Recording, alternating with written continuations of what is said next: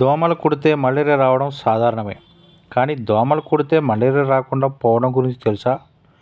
మామూలుగా వ్యాధులు రాకుండా వ్యాక్సిన్లు ఇస్తుంటారు. కానీ మలేరియాను వ్యాప్తి చేసే దోమలతోనే వ్యాక్సిన్లు చేసే పనిని చేయించే సరికొత్త విధానాన్ని శాస్త్రవేత్తలు అభివృద్ధి చేశారు.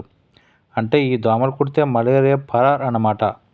ఈ వివరాల్లోకి వెళ్తే, సాధారణంగా ఏదైనా వ్యాధిని కలిగించే వైరస్లు, బ్యాక్టీరియాలు వంటి సూక్ష్మజీవులను చంపి లేదా నిర్వీర్యం చేసే వ్యాక్సిన్లను రూపొందిస్తారు. వ్యాక్సిన్లు ఇచ్చినప్పుడు మన రోగ నిరోధక వ్యవస్థ అవి సాధారణ సూక్ష్మజీవులనని భావించి ప్రతిరక్షకాలను విడుదల చేస్తుంది. దీనితో ఆ వ్యాధికి సంబంధించిన అలనైస్ అసలైన వైరస్, బ్యాక్టీరియా సోకడానికి ముందే మనలో ఇమ్యూనిటీ సిద్ధంగా ఉంటుంది. మలేరియాకు చెక్ పెట్టడంపై పరిశోధన చేస్తున్న శాస్త్రవేత్తలు ఇదే టెక్నిక్ను వినూత్న రీతిలో అమలు చేసే పరిశోధన చేపట్టారు. మలేరియాను కలిగించే పారాసైట్స్లో జన్యు మార్పులు చేసి దోమల ద్వారానే వాటిని వ్యాపింపజేసి పరిశీలించారు. మనలో మలేరియా వ్యాధికి కారణమయ్యేది ప్లాస్మోడియం ఫాల్సిపారం అనే పరాన్నజీవి.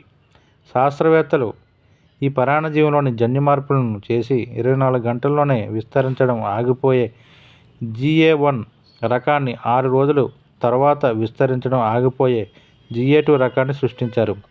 ఈ పరిశోధన కోసం కొందరు వాలంటీర్లను ఎంపిక చేసి 3 గ్రూపులుగా విభజించారు. మొదటి గ్రూప్ వారికి మలేరియా పారాసైట్లేవి లేని సాధారణ దోమలతో కుట్టించారు. రెండో గ్రూప్ వారిని GA1 పారాసైట్లను ఎక్కించిన దోమలతో, మూడో గ్రూప్ వారిని GA2 పారాసైట్లను ఎక్కించిన దోమలతో కుట్టించారు. 15 రోజుల తర్వాత ఈ 3 గ్రూపులు వారందరినీ అసలైన మలేరియా పారాసైట్లు ఎక్కించిన దోమలతో కుట్టించారు. తర్వాత అందరికీ 10 రోజుల పాటు అబ్జర్వేషన్లో పెట్టి వైద్య పరీక్షలు చేయిస్తూ లక్షణాలను గమనించారు. సాధారణ దోమలతో కుట్టించిన వారిలో అందరికీ మలేరియా వ్యాధి సోకినట్లు గుర్తించారు.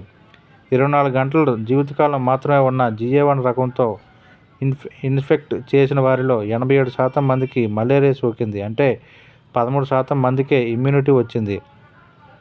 6 రోజుల జీవితకాలం ఉన్న GA2 రకంలో ఇన్ఫెక్ట్ చేసిన వారిలో కేవలం 11% మందికే మలేరియా సోకింది. అంటే మిగతా 89% మందిలో ఇమ్యూనిటీ అభివృద్ధి చెందిందని శాస్త్రవేత్తలు గుర్తించారు.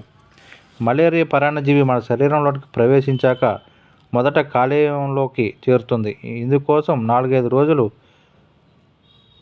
పైనే పడుతుంది. తర్వాత పరాన్నజీవులు కాలేయంలో విస్తారంగా అభివృద్ధి చెంది ఎర్ర రక్త కణాలు సంక్రమించి మలేరియా వ్యాధిని కలుగజేస్తాయి.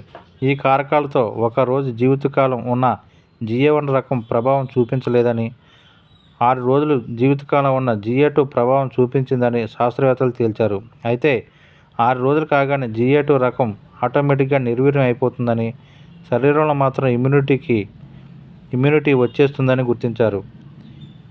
ఈ పరిశోధన మలేరియా వ్యాక్సిన్ల అభివృద్ధి దిశగా అద్భుతమైన తోడ్పాటు అని London school of hygiene and tropical medicine శాస్త్రవేత్త జూలియస్ అఫల్లా పేర్కొన్నారు. ప్రపంచవ్యాప్తంగా మలేరియా కారణంగా ఏటా లక్షల మంది మరణిస్తున్నారని, వారిని కాపాడేందుకు ఈ పరిశోధన ఉపయోగపడుతుందని తెలిపారు.